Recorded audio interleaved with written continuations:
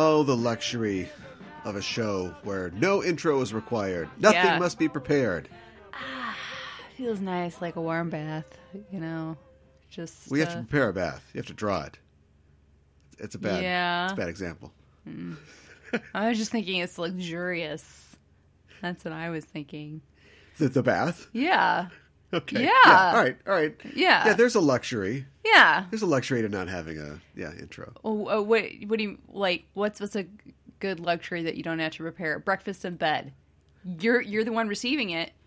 You don't have to prepare it. Yeah, I wonder who's preparing it. That's probably me. Yeah, we're talking about movies, as we always do. Yes. Is there anything in the movie universe that we should talk about? I didn't think we had an intro. There's no intro. We're right into the segments. I don't know. There's lots of things. Yeah.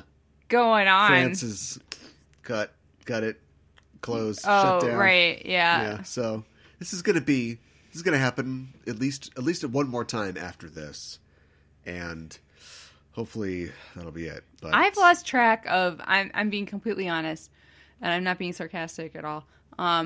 I've lost track of what wave we're in.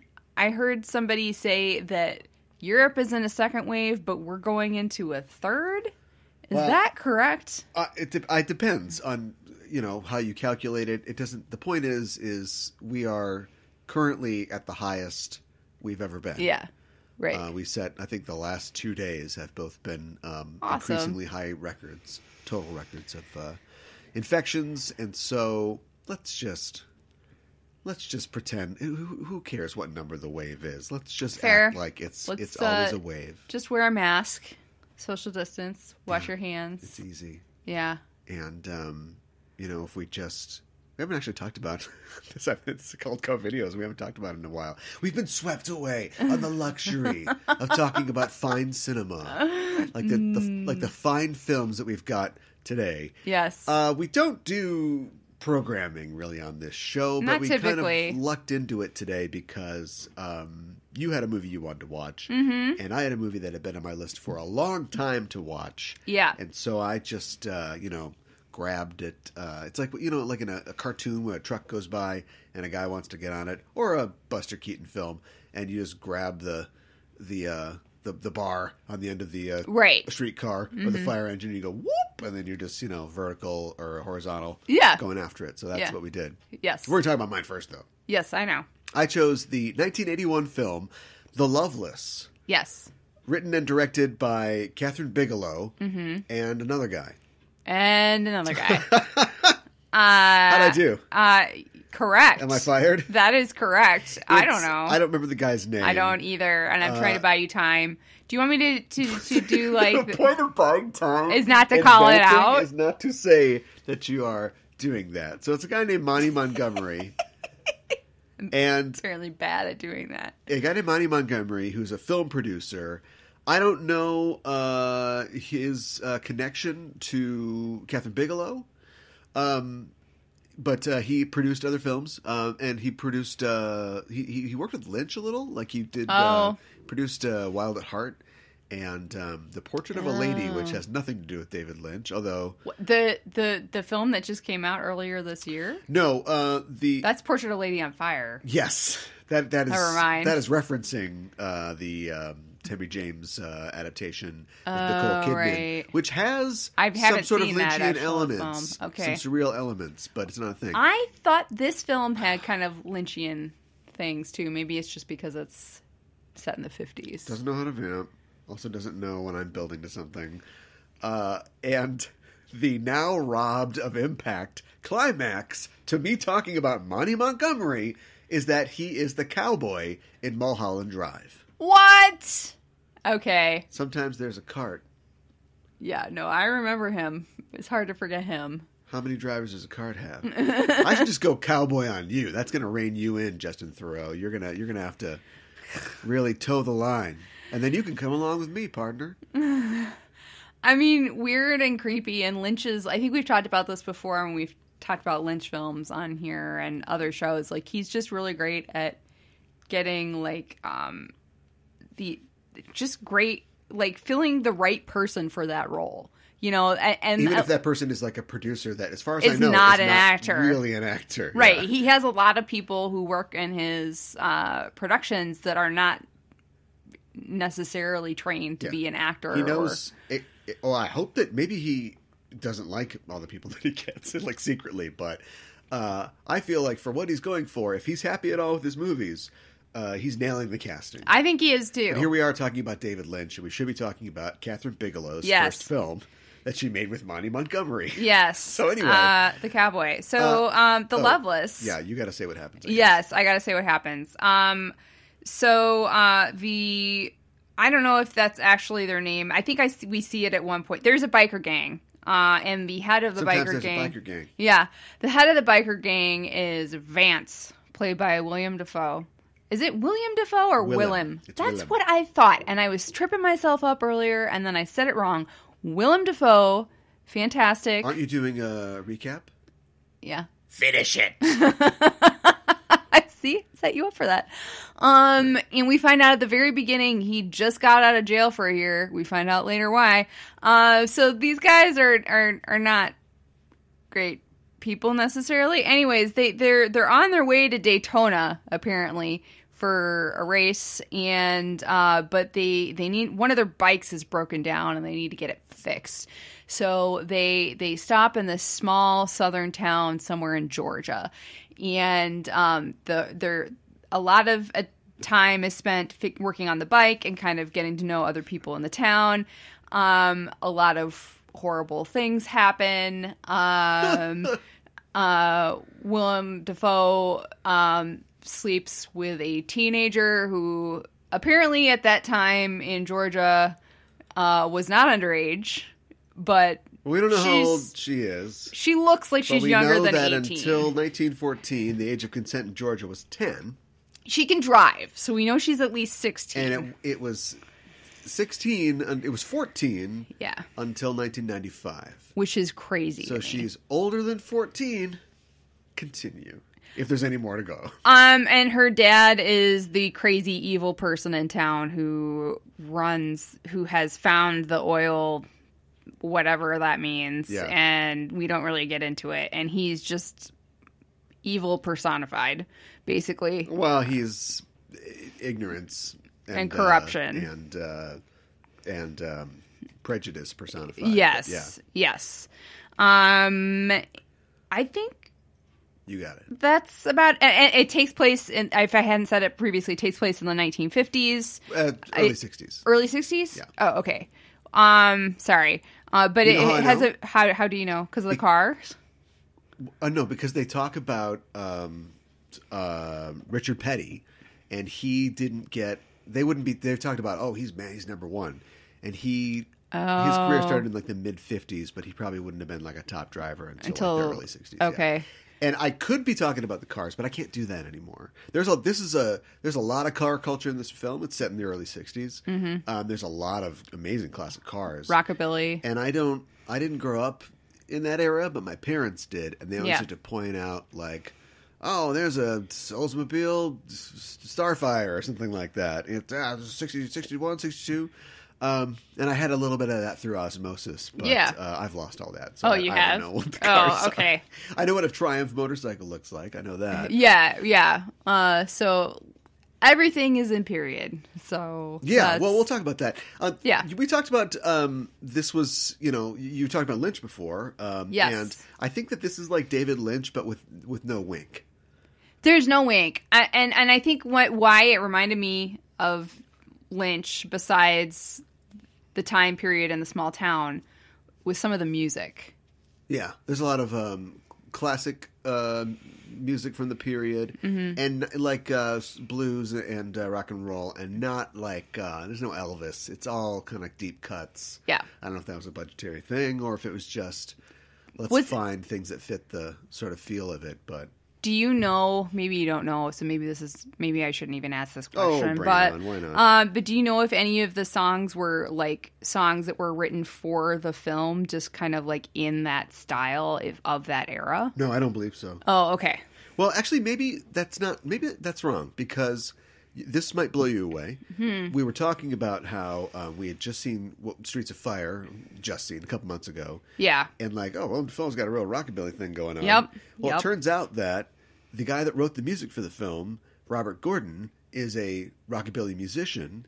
He's the Paul Rudd-looking guy with the flat top in the film.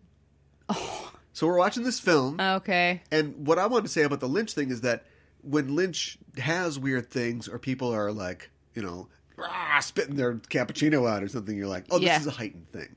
Whereas this is played pretty straight, but a lot of characters act in kind of a heightened way. And I think that Catherine Bigelow is probably totally happy. People can hear your burping. I'm sorry. He's probably totally happy with how it turned out. But as we watched it, we're like, there's one actor in this film, and his name's Willem Dafoe. And this is his first movie. Yeah. Because he was kicked out of Heaven's Gate. Because he couldn't speak Dutch or whatever it was. And it's, it's fun. It lends the movie a really weird, almost kind of amateur student film-ish sort of feel. And if you can say that in a good and endearing way, I mean that in a good and endearing way. Yeah. I think there's a lot of great stuff going on in this film. There is a lot of very deliberate filmic artistry in what they're doing with the camera and stuff. Mm-hmm. And it's that kind of thing where it's like, oh, it's a good trick. But if you were a little more experienced, maybe we wouldn't have noticed it because we'd be waiting around for something to happen. And then you go, ooh, and do a pan or something like that. Right. I mean, there's a lot of I don't want to criticize this necessarily, but there was a lot of I guess that is why we're here. There are a lot of shots that are done to kind of get to establish atmosphere and where we are, and it's B-roll of a drag racing poster, a pinup girl, the speedometer of a Harley Davidson. Yeah, right. Yeah. And it's throughout the film. And yeah, I get it. It's cool. And this is kind of a love letter to the era. But I don't know. I just kind of wish it didn't stick out so much. I guess is what I'm saying. Sparse, the dialogue. Yeah. And I don't know if some of it had kind of a natural feel. I don't know if some of it was maybe worked up on the set or improvised. But there's some deliberate writing, though. First of all, deliberate is how I would describe this entire film. Mm-hmm. I would use it both in the strong choices of the setting. I would use it in the way that I often use it as a complisult, a compliment that's an insult when I say, the pacing of this is deliberate. Yeah, right. But also there's some deliberate choices. When we first meet Robert Gordon's character, Willem Dafoe has reached this town before them, mostly so he can have the little encapsulated first scene where we learn everything we need to know about his character going forward. Yep. Where he helps the lady out with her their car, with their flat tire. Charms her, and then he robs her at the end of it, and then and kisses her and gropes her. And cops a feel, and she's kind of like, all right. That's a Sunday afternoon. She was not okay with it, and then I watched her melt into being okay with it. Yeah, which was good acting by her. And that doesn't mean that happens in real life, but in the Loveless movie it does. Yeah. But right after that, we see the gang coming up, bringing up the rear. Yeah. And they stop at this house or I don't know what it is, gas station, and there's an old guy there, and they're like, hey, tell us how to get to 17. We're coming off thing. And he's like, where are you coming from? And he says, it doesn't matter where I'm coming from. It matters where I'm going. Yeah. And I'm like, that's that's deliberate, but it's good subtextual dialogue to tell you about what this character's about. That's true. You know what I mean? And who he thinks he is. Yeah. And I thought that was good. That is good. But there is a lot of sitting around. I like to call this waiting for Defoe. That's good. Yeah, and I mean, we already touched upon this, but yeah, you said a couple times while we were watching it, are there any actors in this? And there are a couple times where I held back laughing, and then there were other times where I actually laughed, and I can't even remember what they were now. But it's just like the line delivery. Yeah. If nobody talked, it would. Right. I think the casting is really great. There's a lot of very aesthetically pleasing. Faces. Yeah. I read that they actually consulted the Museum of Modern Art's archive to get all the things right. And I was speculating before. I didn't look it up, but we're going to talk about a movie after this where they blow a semi-truck up and have actual actors in it. And I think this movie might have cost almost as much as that film just because of the production design, which is great and is completely seamless. And if you didn't know Willem Dafoe from a million other movies, which at the time and you put a little grain on this, or clipped it to a different aspect ratio, you could try to sell somebody that this is filmed in like 1963. It was like a forgotten biker film. Sure. And I think you might believe it. Like it's done really well and it's pretty seamless. Even down to like people's facial hair and just the sort of the settings. I mean, in 1981 or 1980, like when this is shot, you could probably go to Georgia and find a crossroads and a cafe that needed no set dressing at all to be believable in the early 60s. Yeah. Now, not so much. It'd be a Starbucks or something, but they used all that really well. Yes. Somebody besides Willem Dafoe, who I think did a fairly decent job in this, was the actress who was the waitress at the diner. I mean, Willem Dafoe kind of just starts a conversation with her. He's like, is this a town or a truck stop? And she's just like, she's kind of over it. And she's like, my husband died 5 years ago, but I just never left. But you get this sense that she's really sick and tired of her life and she really wants a change. And she's definitely into him. And she's into the change that he represents. Yeah, and she's feeling a little reckless. A lot of the characters in the town are. Yeah. Because they're all trapped in their own little stories. And then Willem Dafoe and the biker mice from Mars pull in, and everybody reacts to them in different ways. And so the waitress is like, well, they probably have cool lives, and the guy that owns the car dealership and is abusing his daughter is like, or he owns the oil company in town or whatever, is like, these guys are communists and we gotta, let's kill them. Let's do some murders. Let's kill these guys. Right. And everybody has kind of a different sort of take on it. They get all riled up, which is weird because it's the bikers who are looking for the kicks. Right. But they don't even do all that much. No, not really. I mean, they do what bikers do, but it isn't like we gotta knock off the liquor store in town, we're gonna do it. No. And cause some kind of trouble. And it almost made me think, just skipping to the end, what if nothing happened? It could have totally ended like, that what way. if it builds to this? You could do this now. I think in the 90s, you would have done this in the sort of art house aesthetic of the 90s. They come into town, they get everybody riled up. The guy's gonna go out. He gets his guns and his corn whiskey or whatever, and they're getting ready to do something. And the girls, she wants to shoot her dad. She's got a gun, and all this seems like everybody seems inspired by the wildness of these guys. And then they don't. And then they're like, all right, well, time to move on to Daytona, and they leave, and everybody's just sort of, then the spell's broken. And that just skipping again to the end. Yeah, that kind of is what happens. Kind of. Except we have an orgy of violence because this is a biker film and it's a Hollywood film and we need something. And so we close that. I almost feel like it's so weird because it feels like it's in a different movie when the daughter finally comes in and shoots the dad. Yeah. Which kind of saves the bikers, or at least saves them from having to fight their way out. Like once that happens, they shoot their guns and like kind of go wild, but it's more just like a woo kicks. Like they don't really do.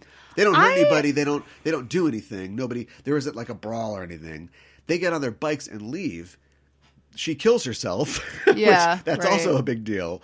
But the music is going crazy, and we cut to her in the door, and she's having her own moment, and the diegetic music cuts out, and it's totally silent. And I don't think it's an error.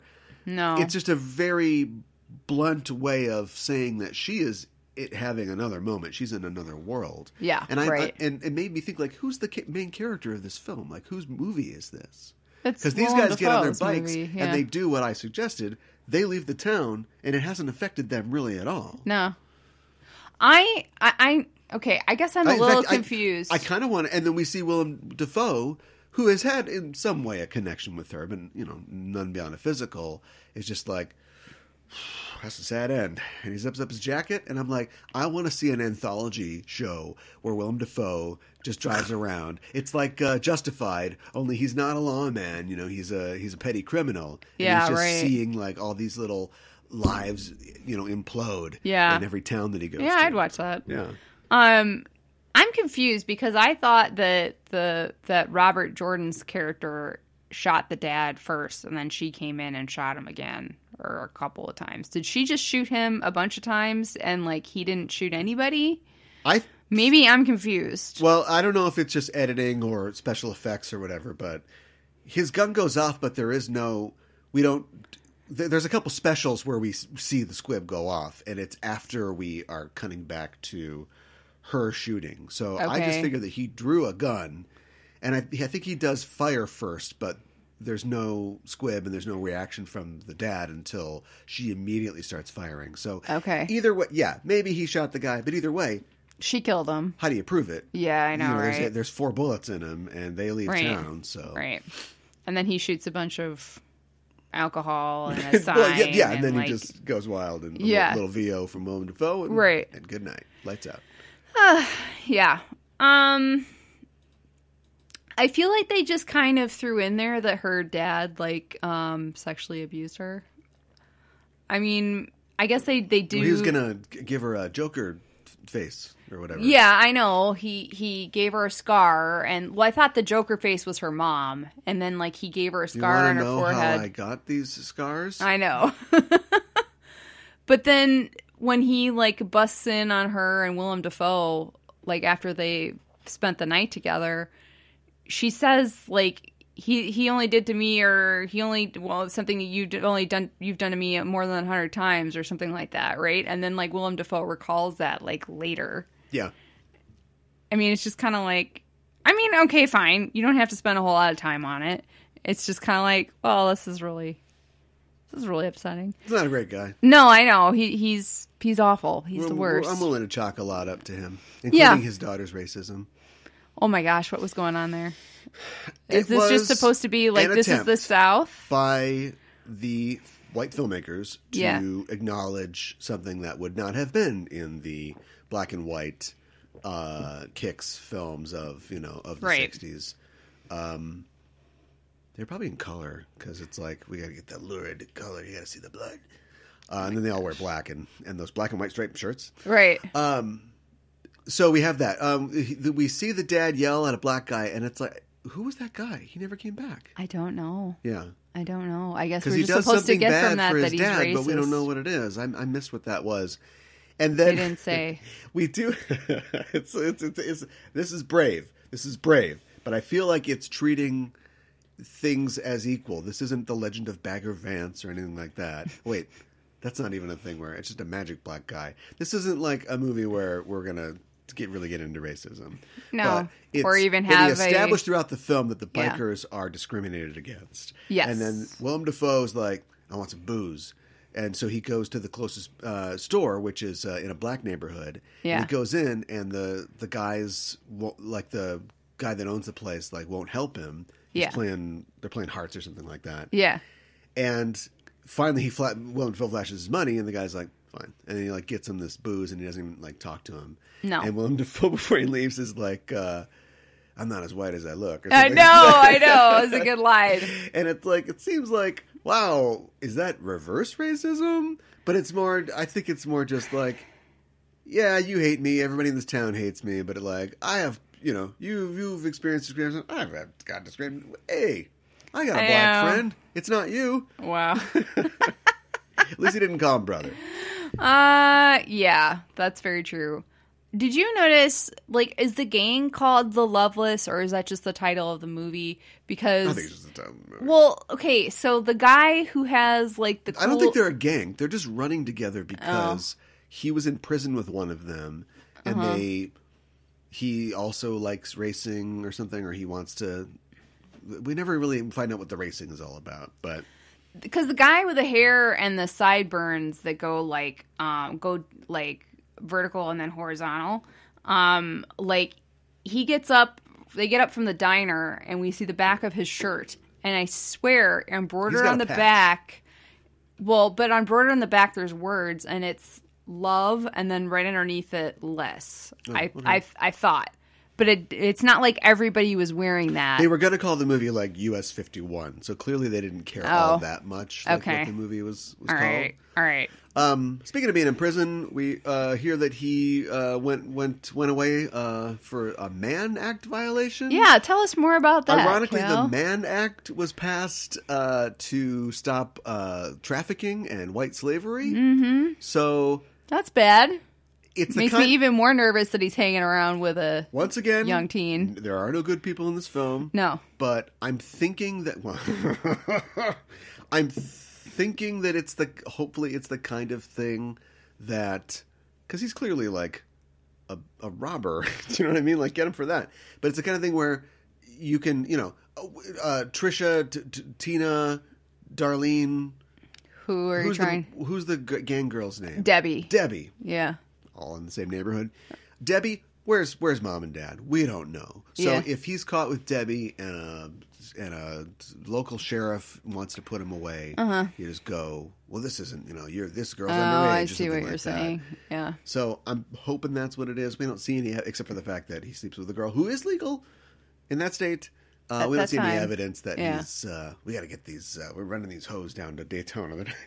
No. They've been discriminated against. They want to live their lives.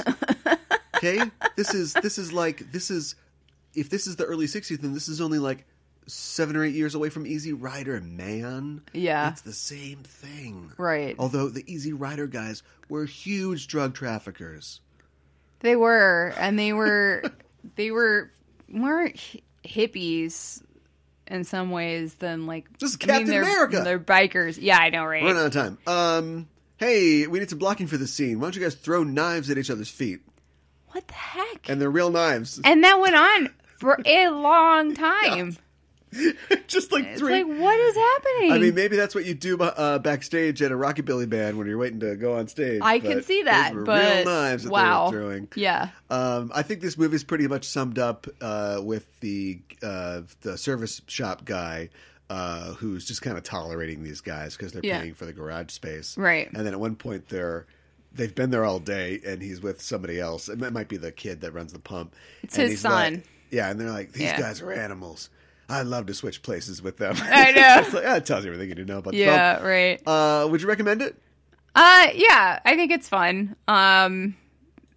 Just warn people that, you're going to get settled into a nice little period piece, and then we're going to hit, like, a strip montage, and things are going to escalate quick. Yeah, pretty much. Yeah. But yeah, would you recommend it? Yeah, I kind of like it. Yeah. I would definitely...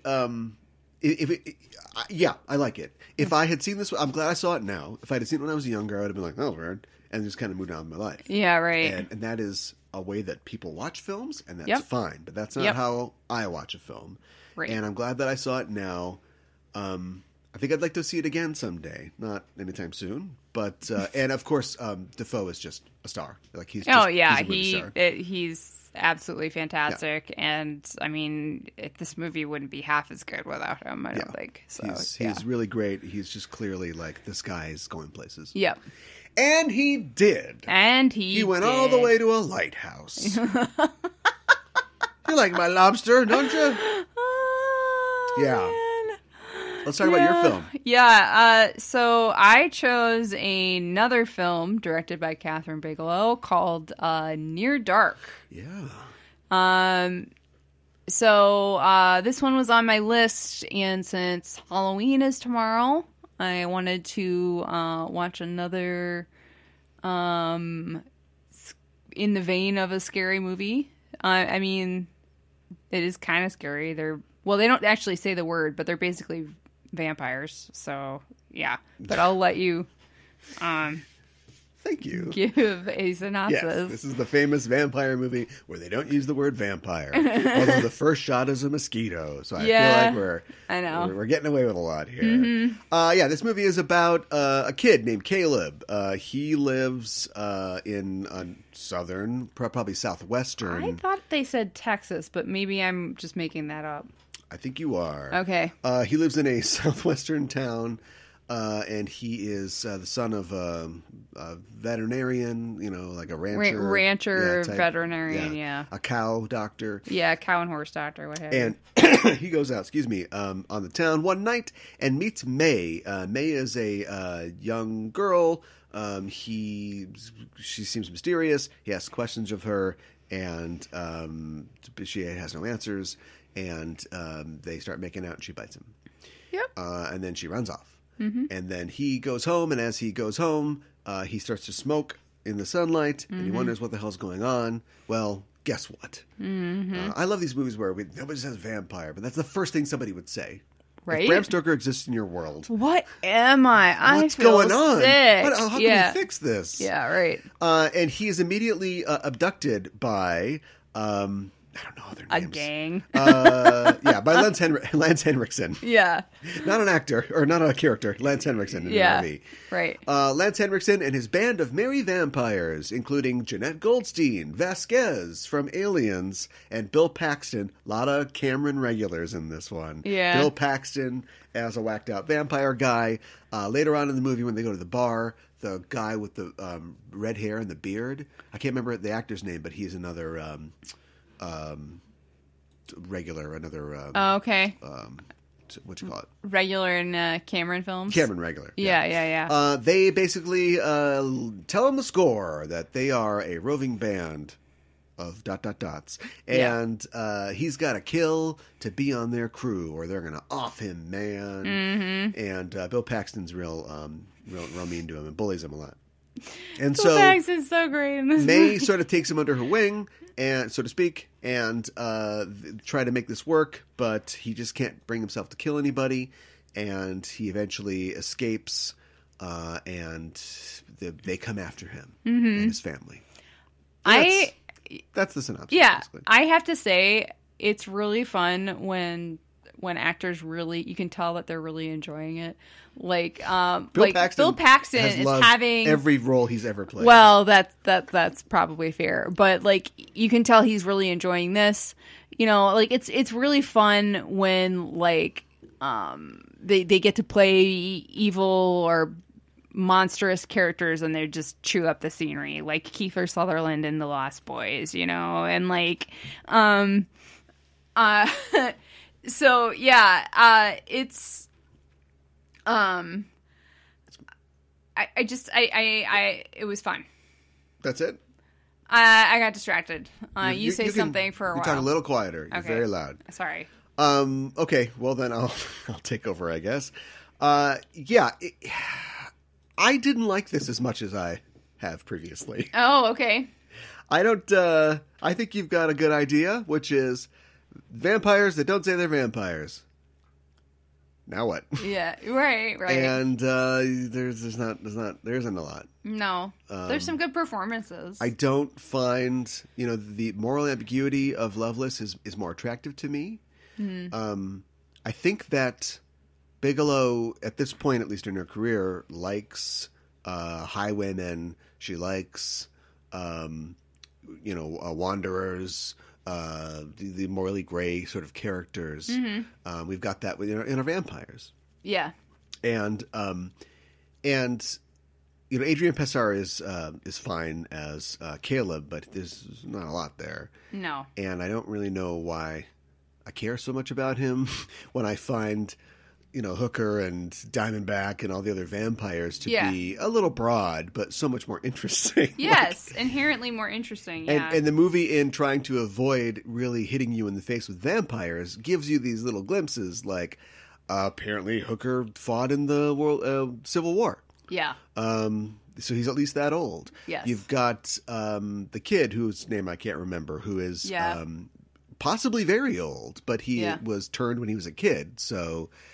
He's an adult, but he still sort of acts like a kid. Yeah, acts childish. Otherwise, he's like a really old pedophile in a kid's body. Right. Which is terrifying. Yeah, it is terrifying. And so and it has a happy ending ultimately. It does. Like the movie's villains, the movie kind of rolls to a stop at the end and bursts into flames. And you kind of expect like a bigger showdown or a bigger climax. The villains are not very good at what they do. They're horrible at what they do, which is why I don't understand. They're really bad at this. Hooker has been around since the Civil War. Why is he so bad at this? Yeah. And why does it feel look what he has like, to work with. I know, but like, has he just like been a loner for so long and he's not used to keeping a whole bunch of other vampires I don't know. alive? Like a lot of vampire stories or werewolf transformation stories, you know, it's basically like, who are you? What kind of person are you? And ultimately Caleb is not somebody who can do this. Now maybe they shouldn't have picked like a really like fun and kind truck driver to be his first kill. Probably not. But at least he taught him how to blow up a truck. Yeah, right. And then like Hooker was probably just always terrible, I guess. And May is like a very young vampire. She was turned 4 years ago. She's clearly like learned the value of self-preservation in killing for blood. Yeah. But is still a nice person. Like because it's not like a movie where becoming a vampire instantly like darkens your soul and you become evil. Like we don't know the nature of the vampirism. It can be reversed, so you're not dead. Right.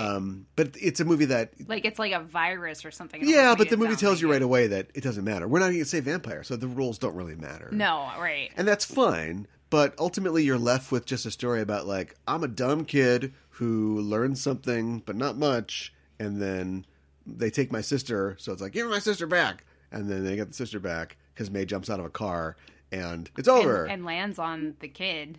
Yeah, well, that's just, that wasn't a kid. That was a doll. Fair. Yeah. Fair. If I was the stunt person, I'd probably want to land on the doll too. And a little tangerine dream and lights out. I just don't think there's really much to it. No, there's really, some great scenes. There really is not a whole lot to it. And like, I mean, we kind of set up that nobody really trusts the cops, but we don't really go anywhere with that. No, the only thing I can think of is that they talk about like life longevity and stuff like that. Like her first sort of speech to him is about the stars and the light from those stars, and I'll be here when the light gets here. Right. And so maybe like the longer you go, the worse you become, because if the kid and Hooker are the oldest, they're just inhuman. They're monsters, you know? And we don't know how old Bill Paxton is. Or Bill Paxton are. But, it doesn't, I don't know. Paxton's not a great guy either. Like, no, and it's, I love that scene where he dresses up.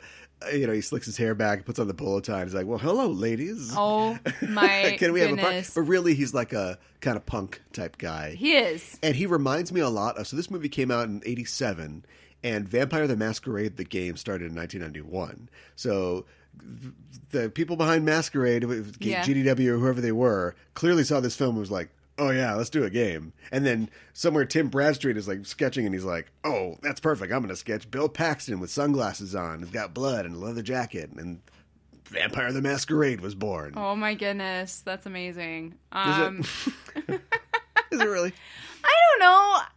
I do really like Bill Paxton's character in this. I wish I liked Caleb more and cared about him more. His family, I mean, they're fine. We don't really know that much about him. You weren't taken in by his poop walk? Yeah, that was weird. Wasn't sure what I was supposed to take out of He that. spends half the film debilitated by his hunger, but instead of, I don't know how to communicate that, but he does this like shuffling walk. And then at one point, you pointed out that like his stomach growls because he's going to have a Mounds bar, but it's not good enough. He needs the blood, right? Mm-hmm. And so it seems like he's got a poop. And so he's just like, I got to get home. My bathroom's at home. I need $3 for the bus.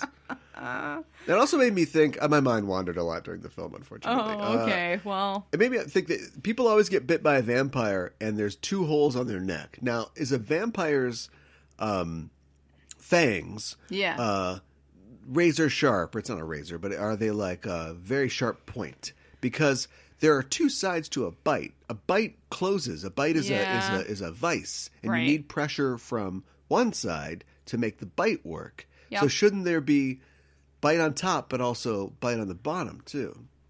Yes. I think. Let me finish by saying. Anything else you want to say about the film? I think, you're welcome. Wow. Take it away. I think that whoever, this is what I think. I think whenever the first film of a vampire, I don't know if it was Dracula or something else. Nosferatu. No, oh, was it Nosferatu? Probably. Murnau. Did they have bite mark? We watched that not that long ago. He had really, really long pointy fangs. So maybe there was, but they were also squeamish about.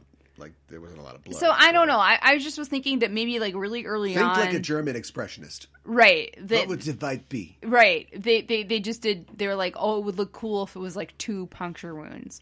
And that just kind of stuck. Two fangs in his mouth. Right. Or 2 fangs, 2 puncture wounds. Do they have fangs? We never see any of them go... Oh, we don't see it. No, but then they've got 2 big puncture wounds. I've seen there's some. That's a good point. There are other vampire movies or genres where they grow they don't them? have fangs, and so they just like have to tear your throat out and like. I mean, we do see them just like slash people's throats or like break people's necks, or like get the tap started. Right, but like. Should we talk about the bar scene? Let's talk about the bar scene. Let's talk about the bar scene because I think this is like. Whoa, this is well, I'm just saying Hooker is not a good leader. Hooker's a good cop. No, what? No. Like he like it's like, well, Caleb, you have to kill somebody or you're out. Like they're going to kill him, make him walk in the sun or something. Chances. Walking on the sun. Yeah.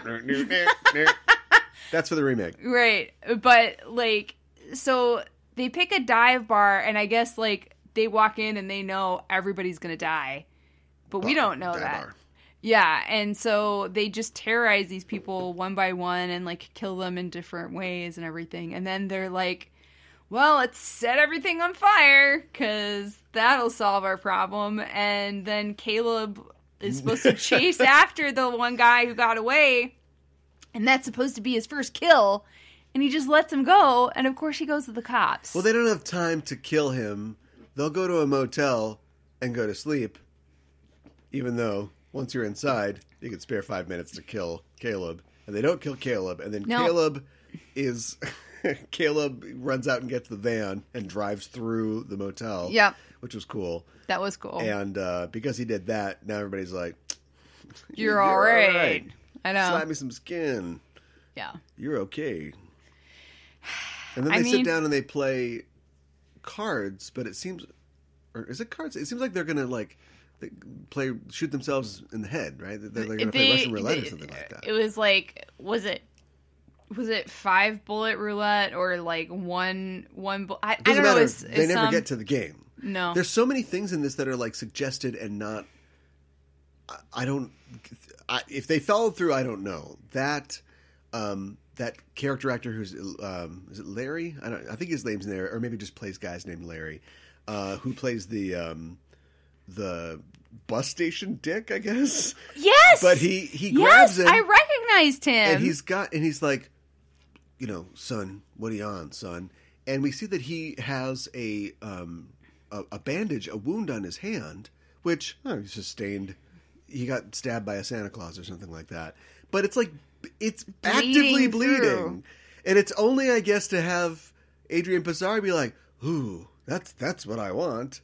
But it doesn't lead him to do anything. He doesn't he just do gets that, on the bus though. No, not really. He doesn't, like, see it and go, wow, your hand smells really good, or give me some of that. Let's use a technique like that I learned from former protege, now the master, Ella Pearson, on another show of mine. Let's say some good things about this. Okay. I like the fact that May you have to sponsor your if you're the sire, they're the whats. I don't know what the correct term is. You have to sponsor your vampire kids in. Yeah. And she doesn't do that because she's not really a character. We don't really ever see her do anything. But I like that she has to keep killing and feeding him. And the way that he sucks on her, it's, she's... It's draining her. It's draining her, but she's nursing him. Yeah, right. You know what I mean? Right.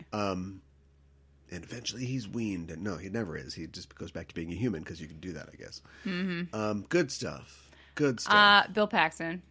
Bill Paxton, who is just clearly...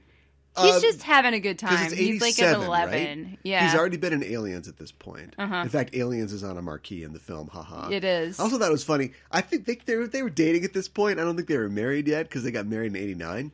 But this movie ends with like a semi-truck explosion like many of James Cameron's films do as well. Yeah. Like was that another nod? She bit that from the Terminator. Yeah, right. Or Terminator 2, which wasn't out yet. But yeah, clearly at this point, Bill Paxton can handle himself. So Bill, just do whatever you want. I mean, I liked the, like him in the bar. That was fun. Blood all over his face. I liked his, he had spurs that he, would cut people's throats with. Yeah. That was fun. He was just menacing. I'm going to get me my wet dream, boy. Yeah, right. It's like, what? What are you talking about? I know. Other stuff. Who taught Catherine Bigelow about wipes? Why are there so many Oh wipes my in god, this movie? especially at the beginning of the film. There's all these right to left wipes. I know, it's like, wow. Like Caleb's misadventure journey home, there are so many wipes. Yeah. Walking is his dark gift, I guess, like he has to poop. Right. I like the idea of there's a little, well, we said there's some nice scenes. I like the scene where Hooker and Diamondback are reminiscing about like when they first met, which is clearly the night that he tore her throat out and tried to kill her. Right. And then but he didn't kill her because he liked her. Right. Aww. Right. But I mean, her throat would just grow back. Right. And they're like jacked or attempted jacked, and I like the idea of like the trying to prey on the hunters, and like the tables are turned. I liked that but we too. don't see what we just know. No, what happened. you're He right. just turns up the radio, and it's like, all right, well, those guys are gone. Yeah, that was cool. The kid. There's a lot of talk about ripping faces off. That's like the general threat in this film. The kid vampire, like. His MO, at least what we saw a little bit, because at first I was like, they change vehicles a lot, which I think is that part of what they did was smart.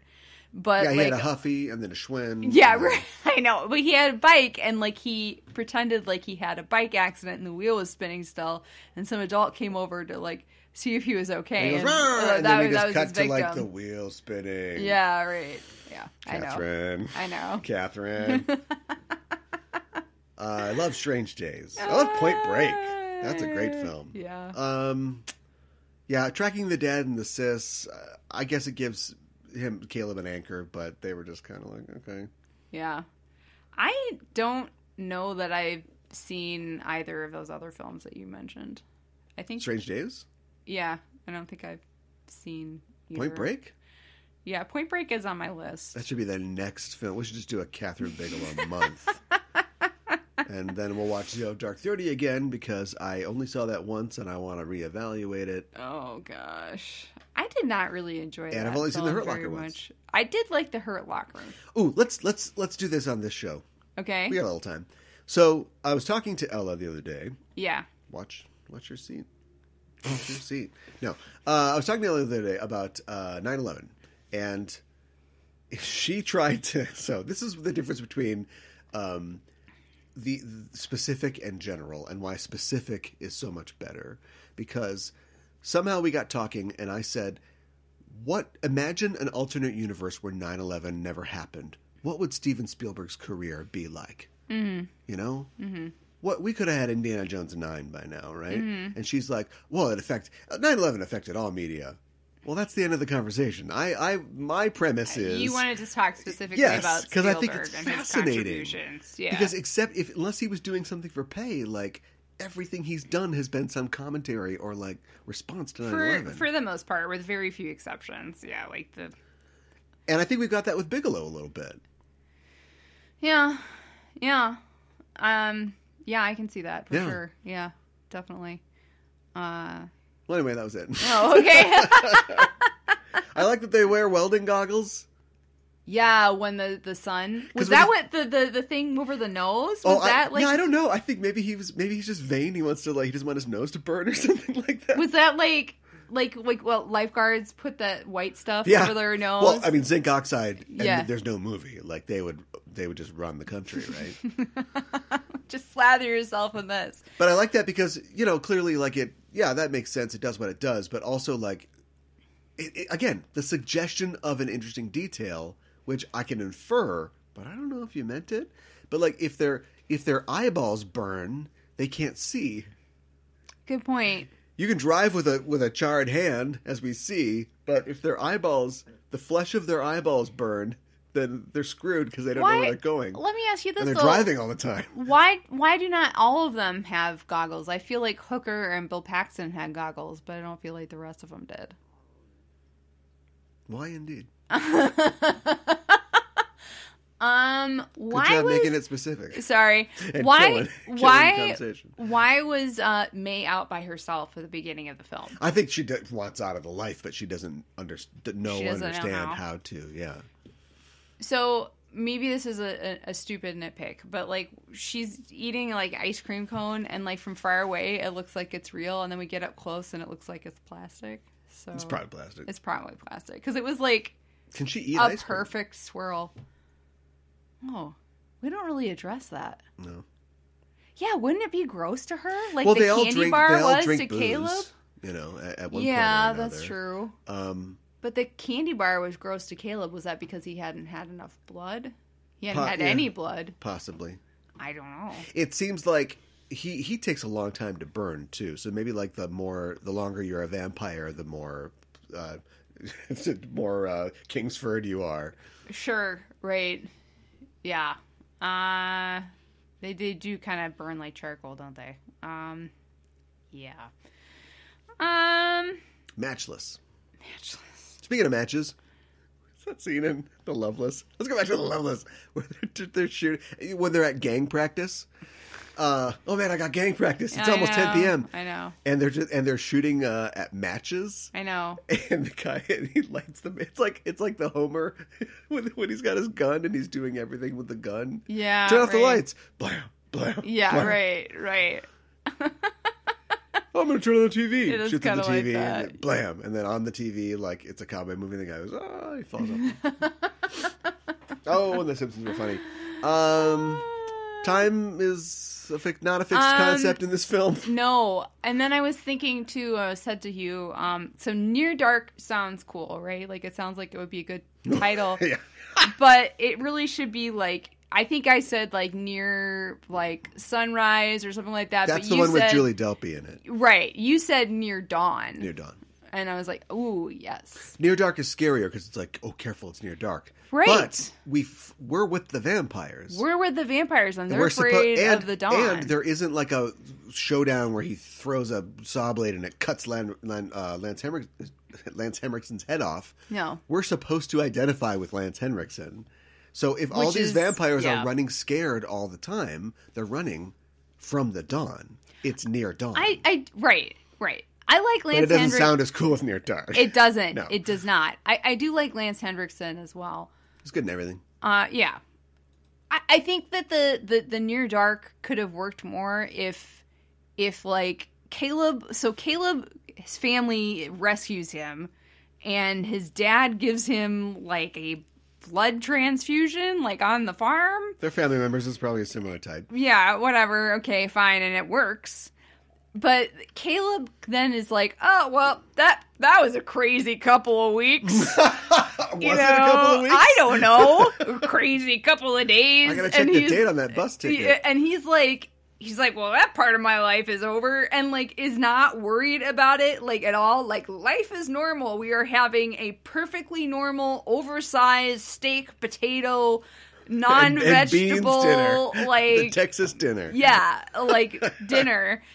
For 3 people, that's probably enough for 6, and if we had seen that, even him being a little bit paranoid, it's dark, I can't sleep, or him not back to normal in any way. No, he's not freaked out. He's not he hears the swing and he goes outside and it's May, but it's just May, and it's right, yeah, and he's like, yeah, get out of here. Yeah. And it's not Nathan Petrelli's fault. They don't give him there isn't enough for him to really latch onto. And then you get the thing where it's like, what are you doing? Like, I'm going to mount up on my horse and ride to this showdown. A literal tumbleweed sort of awkwardly rolls past. Yeah. Well, what did you think, too, about, like... Here's your snooty film fan opinion. Next time somebody mentions Near Dark, be like, seen The Loveless? It's better. The kid vampire, like... Kid vampire. My favorite there character. you go. He really likes Caleb's sister, Sarah, and has decided that she's his, and he's going to make her his mate for life. Yeah, that shows up in the third act. And it's like, whoa, what? Like, we've established that he's an old man in a kid's body, but that makes... First of all, mate for life when you're like 10 is weird anyways, but it's... Plus you can't really it's have really weird with an old man and a kid They body. want it both ways because he's old man, kid body. Yeah. Another character that I like. But he clearly wants like a playmate forever. Like he wants... Mm-hmm. I mean, he's probably like 12 or something, but he wants... Right. You know, somebody his age he can watch TV with and hang out with. And it's like, well, shouldn't you be like Baby Herman in Roger Rabbit? Yeah, You know, right. I got a With 50-year-old a lust and a cigar. 3-year-old dinky. Yeah, right. Yeah. With the cigar. Yeah, well... I did sometimes a cigar notice is just a baby's this dinky. is like the same sort of thing happened when we watched Poltergeist. There was Man. they were watching TV and it was like it was the end of the night. Yeah, the sign off. Yeah, and it was the sign off with the getting a lot of flag that. and the yeah. I seriously I don't remember that as a growing up Is there a at name? all. There's a name for the Mandela effect. And let me, real quick, we've got about 10 seconds. There is no Mandela effect. Mm-hmm. The Mandela effect is simply exists because of the internet. Because back in the old days, you only knew things that you experienced or you knew from colloquial, Right. societal knowledge. But now you can have an opinion, go off on your own, and then look it up on the internet and go, wait, it's not what I thought it was? Mm-hmm. Well, I'm going to go to this other area on the internet where a bunch of other people agree with me, and it's the Mandela effect. Mm-hmm. It's like, no, you just forgot how to be wrong because of the internet. Right. So anyway, you're having your own little thing. Is there a name for the effect where you hear, there's a German word I know, where you hear a word for the first time and then you start hearing it everywhere? Because that's you Yes. and the network sign-off video. Right. Yes. It's called Frugen Glaben Schmergen. It got a little Swedish at the end there, but you get the idea. It's a loan word. Right. Gemütlichkeit. That's not gemütlich. That's a real word. I think that's it. We're gonna sign off. We'll be back in the future with more videos. Recommend? Yeah. I would actually. Would you? Everybody, yeah, you gotta watch it. Yeah. It's fine. Yeah. Watch Loveless. Get your kicks. I wanna